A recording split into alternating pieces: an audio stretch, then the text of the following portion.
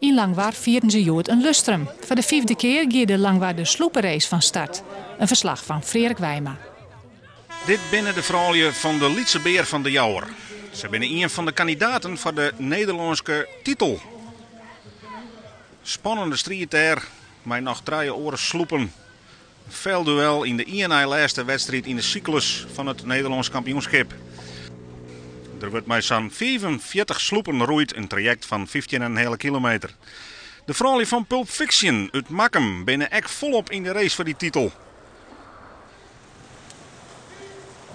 Bij de Malje eenzelfde strijd.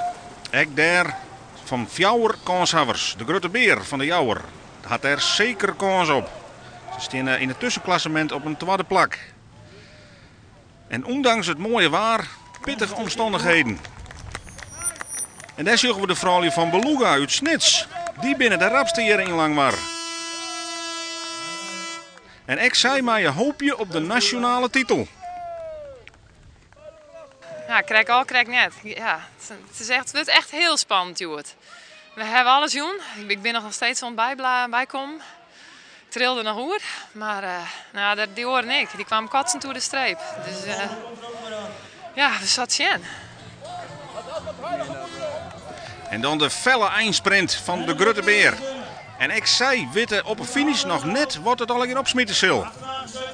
We hebben goed roeid en we hebben er ook een goed gevoel bij dat wij boven de huidige nummer 1 van het klassement binnen eindigen. En dat zou betekenen dat wij volgende week Nederlands kampioen kunnen worden. Ja, gebeurt dat net, dan wordt het heel lastig. Maar als we het eerst mee worden, dat door ik net te zeggen.